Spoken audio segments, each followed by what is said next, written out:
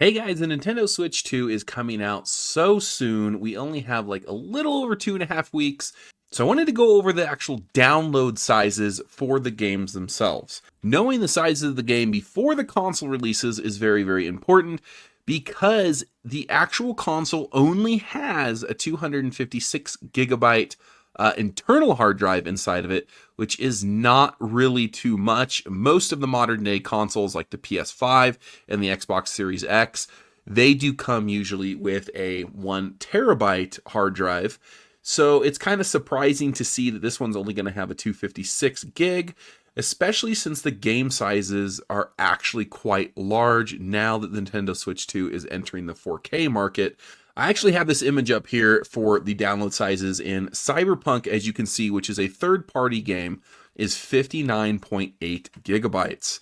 Yakuza 0 Director's Cut, again, third-party, is up in that 53.7 gigabytes. And then you can look at their first-party games for Nintendo, and like Mario Kart World, which everybody's going to be playing. That's floating around that 23. You have Bonanza, which is 10 gigabytes, which it really isn't that much. And then you have both Zeldas down there at 19.9 gigabytes and 24.2 gigabytes, and then Kirby at the 13. So I think when it comes to first party games generally on this system, you don't really have much to worry about. I think they're all going to stay within that kind of 10 to 30 gigabyte range. I would say the amount of content and graphical fidelity of Nintendo titles isn't that of, say, a PlayStation title like God of War, or say the Xbox Studios, like id Software when it comes to Doom. I don't think they're there, and I don't think they're going to get there for a while. So I think if you are buying the Nintendo Switch for the purpose of playing the first party games, you should be fine with this. You can install around 10 games at a time, which still is not that much. But if you have any plan to install something like Cyberpunk on this console or Yakuza 0, you literally have almost no room on this. So I also have another chart that I checked out here on Nintendo Insider. This shows some of the other games as well, and I want to show you this because I'm using this as a comparison. You have Hitman World of Assassins, which is also 59.5 gigabytes. And if we look over here on the Steam store, so Cyberpunk, like I just said beforehand, was 59.8. For the PC, Cyberpunk is 70, so it's just a little under, like 10 gigabytes under what the PC has, which is similar to the PlayStation, and same with the Xbox. And also, if we go ahead and jump over to Hitman World of Assassins, that one as well was in that 59.5 gigabyte range. But if we scroll down, we can see on here, yeah, 60 gigabyte storage. So you can already just assume that most all going off of these charts, that all these third-party games are very, very close to the PC, PlayStation, and Xbox counterparts when it comes to download sizes, which means that 256 internal is going to be absolutely nothing when it comes to holding any of these games. I also want to show you next. So when it comes to this 256 gigabyte capacity, it also has faster speeds. So it is asking you that if you have an external memory, that you have to do a specific type. And they want you to use a micro SD express card. Now, these are what those micro SD express cards look like. They have the EX on them. You need to make sure to look out for that. So I went ahead and did some research when it comes to those cards specifically.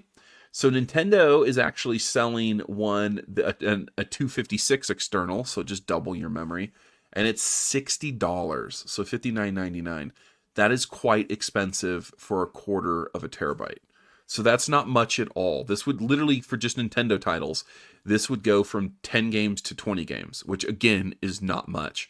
Like, now that they're entering the 4K market, you need to at least have a terabyte, if not 2 terabytes on your Switch to hold your library.